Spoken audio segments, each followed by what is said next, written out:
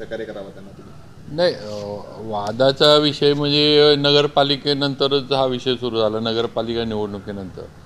आणि त्यावेळेला पण सगळ्यांना माहिती आहे की बाबा मी ज्यावेळेला पहिल्यांदा आमच्या घरातल्या सगळ्यांनी बसून आम्हाला एकत्र आणलं, त्यावेळेला एक भावना सगळ्यांची होती की घराण्याचं नाव एवढं महाराष्ट्रात देशात आहे आणि दोघांच्या भांडणामुळे त्या नावाला कुठेही गालबोट लागू नये, कुठेही कलंक लागू नये.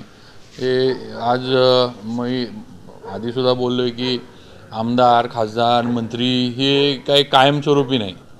5 वर्षानंतर ज्याचा त्याचा निकाल मतदार हा लावत असतो. काम आवडलं, हे नेतृत्व असलं तर निवडून येतात. भले भले लोक हे झालेले आहेत, म्हणजे हे काही कायमचं नाही. पण आज ज्या छत्रपतींच्या घराण्यामध्ये म्हणजे मी जन्मलो आहे किंवा आम्ही सर्वजण जन्मलो आहे, या घराण्याचा वारसा, या घराण्याचं नाव, या घराण्याचं वलय हे मरस्तोपर्यंत आमच्याबरोबर राहणार आहे. म्हणजे अगदी शेवटच्या श्वासापर्यंत आम्ही या घराण्यातील व्यक्ती म्हणूनच जे आहे ते म्हणजे या जगातनं जाणार आहे. माझी त्यावेळेला पण हीच भावना होती. काही म्हणजे अनेकांचं म्हणणं त्यावेळेला पडलं की राजकीय आहे, स्वतःचं राजकीय हे म्हणजे फायदा करून घ्यायला हे सगळं केलं आहे. असं काही नव्हतं. राजकीय जो तो आपापल्या मार्गानं त्यावेळेला पण मार्गस्थ होता आणि आत्ता पण मार्गस्थ आहे. मी विधानसभेची तयारी करतो आहे. मी विधानसभेचं हे जे आहे ते निवडणूक लढवणार आहे. त्यांचं जे आहे खासदारांचं खासदारकीची तयारी चालली आहे. मी काय पहिल्यापासूनचीच माझी भूमिका स्पष्ट आहे. मी काय खासदारकीचा उमेदवार कधी नव्हतो, कधी इच्छुक पण नाही आणि काय माझा तो विषय पण नाही. फक्त माझं एक असं काय कुठं आमचं म्हणजे मी हे पण सांगू इच्छितो की आमची काय चर्चा झाली आहे. मध्ये एक लग्नामध्ये भेट झाली आणि एक मंदिराच्या कार्यक्रमामध्ये भेट झाली आणि तेवढंच जे काय आमचं समोरासमोर आल्यामुळं बोलाबोली झाली, एवढंच. आमची ह्याच्या पलीकडं आमची कुठलीही एकत्र येण्याबद्दल, मनोमिलनाबद्दल कुठेही कोणाशी मागं पण मी सांगितलं होतं की घरातल्या पातळीवर ना पक्षाच्या पातळीवर ना कुठल्याही पातळीवर आमची कुठेही झाली. पण एकच आहे की घराण्याला माझ्या दृष्टीनं जास्त महत्त्व माझ्या म्हणजे छत्रपतींच्या घराण्याला आहे आणि त्याला गालबोट लागलं नाही पाहिजे. माझ्या वागण्यातनं वगैरे माझा प्रयत्न हाच राहील की कुठेही घराण्याला गालबोट लागू नये, कुठेही घराण्याचं वलय हे लोकांमध्ये मनामध्ये जे आहे, जी काही निष्ठा आहे, जे काही प्रेम आहे या छत्रपतींच्या घराण्यामध्ये, त्याला कुठेही हे लागू नये हा प्रयत्न मी नक्की करेन. म्हणजे पक्षाकडनं खासदारकीचं जर त्यांना तिकीट मिळालं तर तुम्ही काम करणार का त्यांच्यासाठी? माझी मागं पण मी भूमिका ह्या प्रश्नावर स्पष्ट केली होती की माझा पवारसाहेबांवर माझी पूर्ण निष्ठा आहे. माझ्या वडिलांची पूर्ण निष्ठा पवारसाहेबांवर होती, माझी आहे. आणि पूर्वीपासून सातारकरांना नक्कीच माहीत आहे की आमच्या म्हणजे महाराजांचं, भाऊसाहेब महाराजांचं जे अभयसिंहराजे कैलासवासी अभयसिंहराजे भोसले म्हणजे दिलेला शब्द पाळणारे नेते म्हणून त्यांना सगळ्यांनी या सातारा जिल्ह्यातसुद्धा आणि राज्यातसुद्धा त्यांना सगळे ओळखत होते. आणि त्यांचंच राजकारण बघून तेच अनुकरण करण्याचा प्रयत्न मी करतो आहे. त्यांच्या एवढं नाही करू शकणार मी, कारण त्यांचं वेगळं नेतृत्व होतं, वेगळंच त्यांचं सगळे होतं. पण निष्ठा जिथं आहे तिथं तर कायम ठेवायची ही नक्कीच मी माझ्या वडिलांकडनं शिकलो आहे. कुठंतरी सत्तेचा फायदा मिळतो आहे किंवा सत्ता मिळते आहे म्हणून इकडून तिकडं उड्या मारणारी जी असे असतात, तसल्यातलं आम्ही कुणी नाही. पवारसाहेब मागं पण मी सांगितलं होतं की योग्य निर्णय घेतील. पवारसाहेबांना अभ्यास राज्याचा आहे, सातारा जिल्ह्याचा आहे, सातारा लोकसभा मतदारसंघाचा आहे, सातारा विधानसभा मतदारसंघाचा आहे. सगळा अभ्यास पवारसाहेबांना चांगल्या पद्धतीने माझ्यापेक्षा नक्कीच जास्त आहे. त्यामुळे ते योग्य निर्णय घेतील आणि मी पवारसाहेबांवर निष्ठा ठेवून म्हणजे मी त्यांच्याबरोबर काम करतो. आता गेल्या 2-3 दिवसांमध्ये जे तुमचे इन्सिडेंट्स घडत आहेत त्याच्यामुळे लोकांना असं वाटतं की किंवा त्यांच्यात लोकांच्या चर्चा आहे की तुमच्याकडनं एक पाऊल पुढे मनोमिलनाच्या बाजूने झालेलं आहे. तसं काय प्रकार आहे का? नाही, आता दोन जे काही झाले शेवटी समोरासमोर आल्यानंतर आपण काही एकामेकाच्या सारखं काय अंगावर धावून गेलं पाहिजे किंवा एकामेकाकडं अगदी दात ओठ खाऊनच बघितलं पाहिजे असं काही नाही. शेवटी समोर आल्यावर मी मागाशी म्हटलं शेवटी एकाच घराण्यातले आम्ही आहोत. आज नाही म्हटलं तरी लहानपणापासून आम्ही एकत्र होतो. राजकीय विषय नंतर आले. लहान म्हणजे मी धाकटा आहे, ते थोरले आहेत. पण 2 कार्यक्रमामध्ये, एक लग्नामध्ये आणि एक कुडाळच्या मंदिराच्या आल्यामुळे तिथं बोलाबोली हास्यविनोद झाले, एवढाच विषय या सगळ्या मागचा होता. ह्याच्या पलीकडे काही चर्चा किंवा कुठलं काही ठरलं आहे किंवा काही झालं असं काही झालं नाही. त्यामुळे त्याचं काय फार काही हे किंवा फार काय त्याच्यावर चर्चा झाली आमची किंवा बैठका झाल्या असं काही यायचं नाही. आता ज्यांना चर्चा करायची, ज्यांना वाटतं किंवा काहींचं वेगळे हेतू पण या ह्याच्यात नसतात, गैरसमज पसरवण्याचे पण प्रकार अनेक गोष्टींमध्ये केले पण जातात आणि पुढंसुद्धा होत राहतील. पण असं काही कुठं परत एकत्र येण्याबद्दल आमची बैठक झाली वगैरे असं काही नाही. राजघराण्याच्या एकंदरीत तुम्ही जे सांगितलं त्याच्यासाठी तुम्ही काही प्रयत्न करणार आहात का? म्हणजे त्यांच्याशी जे काही असतात तुमच्या दोघात फारकत आहे त्याच्यासाठी कुठेतरी संपवण्यासाठी सुरुची प्रकरणानंतर जे घडलेल्या या गोष्टी. नाही, पण माझं थोडं हे आहे की नगरपालिकेच्या निवडणुकीपासून हा विषय परत वेळ नाही तर 10 वर्ष एकत्र मिळून सगळं कामकाज इथलं चाललं होतं, कुठेही संघर्ष नव्हता. आणि नगरपालिकेच्या निवडणुकीला वेगळी व्हायची भूमिका मी घेतली नाही, ही खासदारांच्याकडनं घेतली गेली होती. हे सगळ्यांना माहिती आहे. म्हणजे आमची काय हे सगळं तोडायची नव्हती. त्यांनी निर्णय घेतला होता. आता का घेतला काय हे अजून मला पण काय हे माहीत नाही. म्हणजे ते माझ्या पुढं पण जरा कोडच आहे असं मला म्हणावं लागेल की नेमकं काय, कारण कुठल्या बाबतीत चर्चाच काय त्या विषयावर झाली नाही. म्हणजे ना जागेंबद्दल त्यावेळेला कुठं चर्चा झाली होती, नगरसेवक काय ना अध्यक्षपदाच्या. अगदी नंतर ज्या आमच्यावर आरोप झाले की माझ्या मिसेसना उभा केल्यामुळं वेदांतिकाराजांना यांच्याकडं सगळी सत्ता पाहिजे आणि हे पाहिजे. पण तो शेवटचा पर्याय किंवा शेवटचा उपाय. तर आम्ही शेवटपर्यंत थोडं हे होतो की बा पूर्वीसारखंच एकत्र येऊन लढायचे, तेव्हा आम्ही फार काय याच्यामध्ये नव्हतो. त्यामुळे शेवटचा पर्याय म्हणून आम्ही इथे केलं होतं. सातारकरांना वाटलं की बा हे जे आरोप होत आहेत की सत्ता सगळी यांच्याच घरात पाहिजे, आमदार हेच यांच्याच मंडळी नगराध्यक्षपदाला. सातारकरांना वाटलं, सातारकरांनी त्यांचा निर्णय दिला, आम्ही तो मान्य केला, आम्ही आमचं काम सुरू ठेवलेलं आहे.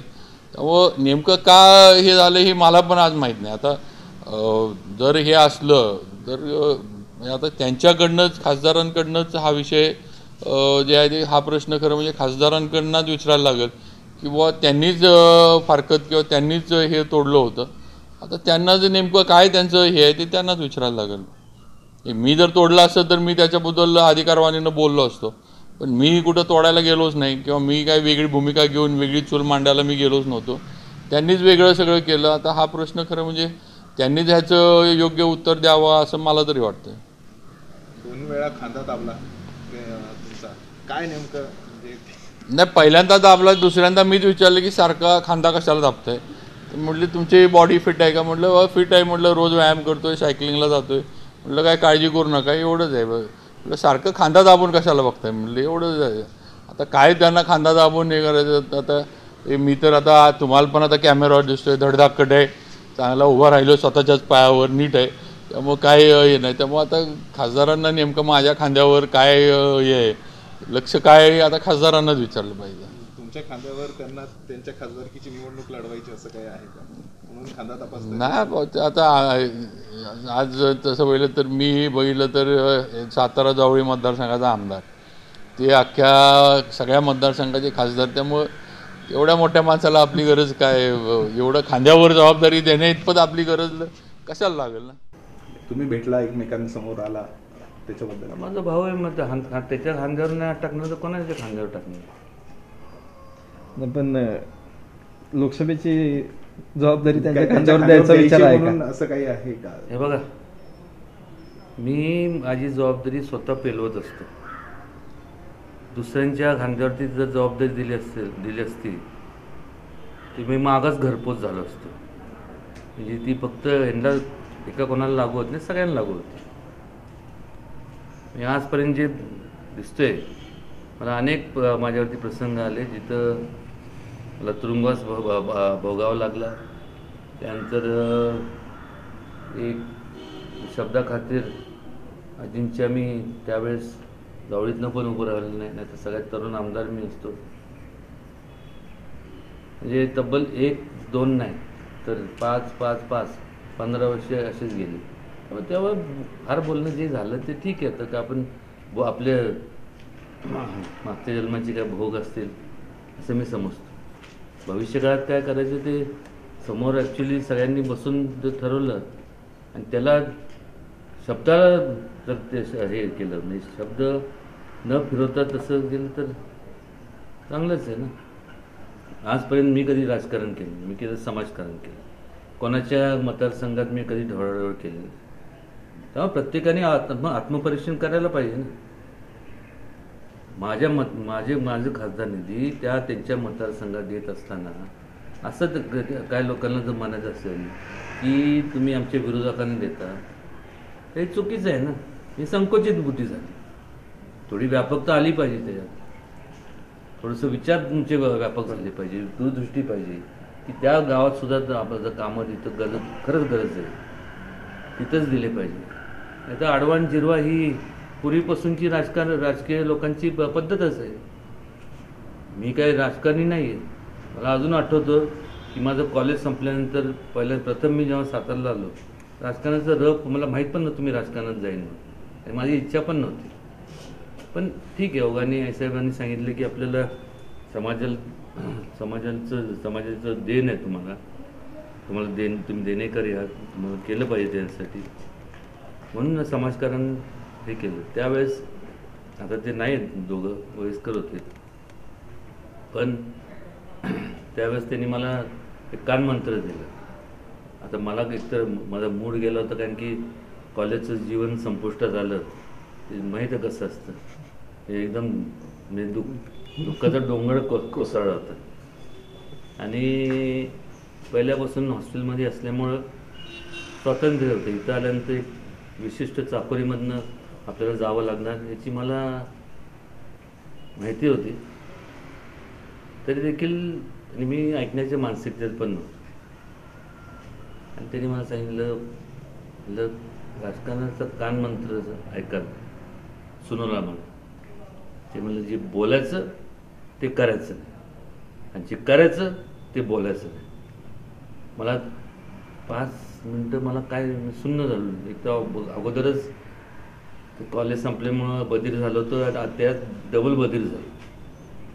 आणि मग विचार केला, त्यांना विचारलं, म्हणलं म्हणजे मी लहान आहे तुमच्यापेक्षा खूप, पण असं तुम्हाला वाटत नाही का की तुम्ही जे बोलताय ते चुकीचं आहे? ते म्हणलं ह्यालाच राजकारण म्हणतो. म्हणलं माफ करा मला, मी केलं तर फक्त समाजकारण करतो आणि जे बोलतो तेच करतो. हे असं माझ्याकडनं कधीही होणार नाही. कधीही मी म्हणजे त्याला असं हे करत नाही. आणि मग शेवटी कसं आहे, कोण कसं वागतंय आणि कोण कसं आजपर्यंत वागलं, मी कसं वागलो किंवा XYZ कोण कसे वागले, कुठलेही आमदार असू दे किंवा हे असेल लोकप्रतिनिधी किंवा जिल्ह्यातले नाही, तर सगळ्यांना लागू होते कसे वागले. पण हा माझ्या जवळचा आहे म्हणून तो म्हणणार ना, अहो काय तुमचं का माणूस नाही, हा मग विरोधात असलं म्हणणार बेकार आहे, काय घातकी आहे. पण माणसाचं जे विश्वासार्हता ही कधी कळते आपल्याला, तर जेव्हापासून आपण समाजकारणात उतरतो. एक तुम्ही ठरवा ना की आजच्या दिवसापासून 10 वर्षाचं स्पॅन घ्या, 12 वर्षाचा घ्या, 15 वर्षाचा घ्या. पण त्या 15 वर्षात तुम्ही बघा ना की हे कसे वागले, मी कसं वागलो, अजूनही कोण कसे वागले, प्रत्येकजण कसे वागले, त्याच्यावरनं आपोआप कळेल ना. लोक काय म्हणजे तुम्ही सगळे सुज्ञ आहात, मी सांगायची गरज नाही, स्वतः मी म्हणणारच ना माझं मी सगळं चांगलं आहे ते. लोकांना म्हणजे तुम्ही एकदा एक ट्रॅक रेकॉर्ड बघितल्यानंतर तुम्हाला आपोआप कळतं ना कोणाची विश्वासार्हता किती आणि कोण कसं वागले, कोणी राजकारण काय केलं, कोणी कोणाचं म्हणजे कोणी आडवा आणि जिरवाचं राजकारण कधी केलं. मी तर आयुष्यात कधी मी बघत पण नाही कोण कुठल्या पक्षातलं आहे का, कोण कुठल्या जातीतलं आहे का, कोण कुठलं श्रीमंत आहे का गरीब आहे का, कोण आहे हे आहे ते. मी तर म्हणजे मला कोणी मध्यस्थी पण लागत नाही, डायरेक्ट तुम्ही बघता तिथं आलं की पहिलं त्यांचे कामं करत, अजून काय पाहिजे माणसं. आणि त्यामुळं स्पष्टपणे जर सगळ्यांनी एक म्हणजे ओपन माइंडनी करणार असतील तर इवन माझं ऑलवेज ओपन माइंड आहे फॉर एनीवन. म्हणजे मला माहीत नाही का मला म्हणजे प्रत्येक वेळेस आपण ज्या वेळेस मी स्पष्ट बघतोय, मला राजकारण जमत नाही. I don't do politics, I do only issue based politics. एखाद्यावरती अन्याय होत असेल तर मी बोलणार, एखाद्याने हे केलं असेल वाईट तर मी बोलणार. आणि मग प्रेसला पट्टी काय ती की घरचं आहे, माझा काय संबंध आहे? आज मला सांगा ना, घरचं आहे आणि हे काय म्हणजे खरं बोलणं ही जर म्हणजे हे चुकीचं असेल तर मी माझी चूक मान्य करतो. पण कोणीतरी वस्तुस्थिती मांडली पाहिजे ना. प्रत्येकाने जर स्वतःचं म्हणजे स्वार्थापोटी समजा हे केलं, पण ठीक आहे मी बोलत नाही, पण एवढं असं तडजोडीचं राजकारण माझ्याकडनं काही झालं नाही. केलं तर आजपर्यंत समाजकारण करणार. शिवेंद्र जे बोलले असतील ठीक आहे, त्यांचं म्हणजे ते बोलले ते योग्यच बोलले, एकच घराणं आहे. पण त्याचबरोबर कसं आहे की एकटं मी आणि ते जरी असले तर बाकीचे जे लोक आहेत, जे प्रमुख कार्यकर्ते म्हणा किंवा कार्यकर्ते म्हणजे जे लोक आहेत त्यांनासुद्धा विश्वासात घेतलं पाहिजे ना. मी काय एवढा स्वार्थी होऊ शकत नाही की माझ्यापुरतं बघायचं बस झालं, बाकीचे त्यांचं त्यांच्याकडं त्यांचं काय पण हाल झाले तरी असं होऊन देणार नाही. आणि बघू अजून वेळ आहे. हा फक्त म्हणजे जे माझ्या मतदारसंघातले सगळे आमदार आहेत, सगळे मित्रमंडळी आहेत, म्हणजे त्यांना ते कुठं जाऊ शकत नाही, मी कुठं जाऊ शकत नाही. कधी ना कधी समोरासमोर येऊन एकमेकांचे तोंड चेहरे तर बघायला लागणार. म्हणजे मला त्यांचे सगळ्यांचे चेहरे आवडतात. माझा चेहरा काय एवढा त्यांच्या एवढं काय म्हणजे देखणार नाही. कदाचित माझा जरी आवडत नसलं पण त्यांना बघावं तर लागणारच. थँक्यू. महाराज काही दिवसापासून भाजपच्या कार्यक्रमांमध्ये जास्त दिसतात स्टेजवर किंवा भाजपचं कौतुक जास्त करतात. नाही भाजपचं कौतुक एक मिनिट एक लक्षात घ्या. माझ्या मतदारसंघात मी पहिलं सांगतो, शासन NCPचं काँग्रेसचं असू द्या किंवा तुमच्या BJPचं शिवसेना असू द्या, माझ्या मतदारसंघात जर मोठे कामं जर मंजूर करून आणले तर त्याला जायला नको. प्रत्येक ठिकाणी तुम्ही राजकारण आणू शकत नाही ना. तुम्ही असं म्हणायचं आहे का मी ज्यावेळेस काँग्रेस आणि यांची सत्ता होती त्यावेळेस मी त्या कार्यक्रमाला पक्षाचा सन्मान कुठे येतोय आणि तुम्हाला असं म्हणायचं आहे का? तर तसं बघायला गेलं तर मला सांगा ना, मोदी जेव्हा पंतप्रधान झाले तर पहिलं कोणाच्या कार्यक्रमाला गेले? बारामतीला पवारसाहेबांच्या. मग त्यांना विचारा की हा प्रश्न, त्यांना नाही विचारलं. हे प्रश्न आमच्यासारख्यांनाच विचारलं. महाराष्ट्रातल्या किंवा देशभरातल्या जे राजघराण्यावर प्रेम करणारे लोक आहेत त्यांना असं वाटतंय की कुठेतरी तुम्ही दोघांनी एकत्र यावं. मला पण वाटतं ना, वाटून काय होणार? जे मस्त मला भरपूर वाटतं की हे पाहिजे ते पाहिजे, हे झालं पाहिजे, असं झालं पाहिजे. टाळी एका हाताने वाजत नाही. बघू भविष्य काळात चांगलं होईल अशी त्यांची जशी इच्छा आहे त्याला माझा कुठं नकार नाही. पण ते होत असताना ते म्हणाले ना, हसलं म्हणजे काय सगळं असतं, तसं नाही. मी ते पुढचं सांगतो. हसणं म्हणजे खोडसरपणाचं पण हसणं असतं, पण मी हसत नाही. एक गंभीर विषय आहे, त्याला तेवढ्या गांभीर्याने घेतलं पाहिजे. निवडणुका आज आहे उद्या निघून जातील, पुढं काय मी खासदार होईन ते आमदार होईल, परत एकत्र यायचं जर कायमस्वरूपी असेल तरच, नाही तर मग त्याला अर्थच नाही ना. काय अर्थ आहे?